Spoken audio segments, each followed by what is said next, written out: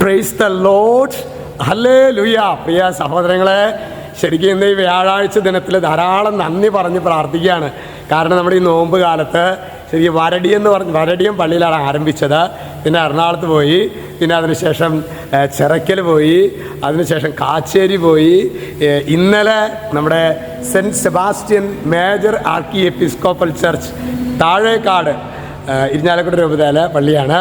അവിടെ കർത്താവ് ഈ 5 ദിവസം 5 പള്ളികൾ ദേവാലയങ്ങളിലെ വാർഷിക ധ്യാനത്തിൻ്റെ ശുശ്രൂഷകളിൽ വലിയ അഭിഷേകങ്ങളാണ് കർത്താവ് നൽകിയത്. അതുകൊണ്ട് തന്നെ ഇന്നൊരു പ്രയർ ഡേ ആണ്.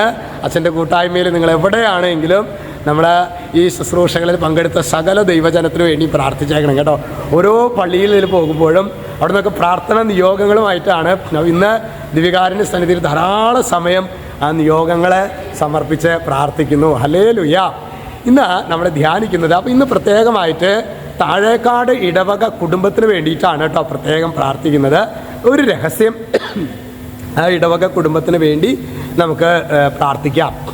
ഇന്ന് നമ്മൾ ധ്യാനിക്കുന്നത് സങ്കീർത്തന പുസ്തകം 51:10. അവിടെ വചനം വെളിപ്പെടുന്നത് എങ്ങനെയാണ്? ദൈവമേ, നിർമ്മലമായ ഹൃദയം എന്നിൽ സൃഷ്ടിക്കണമേ. അതായത് നമ്മളുടെ ഹൃദയത്തിൻ്റെ അവസ്ഥ നമുക്കറിയാം. വെറുപ്പ്, വൈരാഗ്യ ചിന്ത, അതുപോലെ തന്നെ അസൂയ, മ്ലേച്ഛത, കൗടില്യം, എല്ലാ രീതിയിലുള്ള നെഗറ്റീവ് സ്പിരിറ്റുകൾ.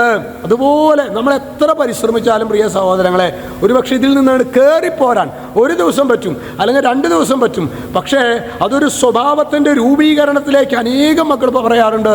അച്ഛാ, 2 ദിവസം 3 ദിവസം ഒരാഴ്ചയ്ക്ക് ആകുമ്പോഴേക്കും വീണ്ടും മനസ്സിൽ പഴയ സ്വഭാവങ്ങളൊക്കെ വീണ്ടും വരികയാണ് എന്ന് പലരും പറയുന്നത്.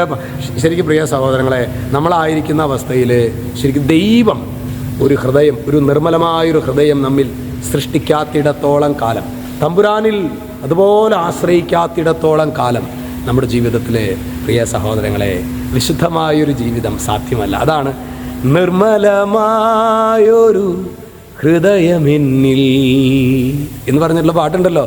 ഇന്ന് നമുക്ക് ആത്മാർത്ഥമായിട്ട് പ്രാർത്ഥിക്കും. ദൈവമേ, വിശുദ്ധമായ വിചാരങ്ങളോടെ കർത്താവെ നിൻ്റെ ബലിവേദിയിൽ വ്യാപരിക്കുവാൻ, ഓരോ പ്രഭാതത്തിലും ബലിയർപ്പിക്കുവാൻ ഞങ്ങളെ സഹായിക്കണമേ.